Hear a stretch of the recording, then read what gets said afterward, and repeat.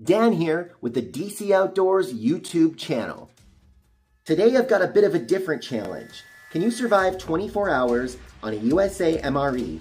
And not just any MRE, this is menu 1, chili with beans. But here's the catch. For the entire day I can't eat anything else. No snacks, no extras, no extra calories at all. I've got to rely completely on what's inside the bag. And there's a few problems I'm already thinking about. Will the flameless ration heater work? I won't use outside heat. Will this keep me full for a full day? And honestly, is it even gonna taste any good? Because if something's spoiled or I can't eat it, that's less food and I'm gonna get a lot hungrier. So we're about to find out what's really inside this MRE and whether you can survive on it for a full day. Let's open it up.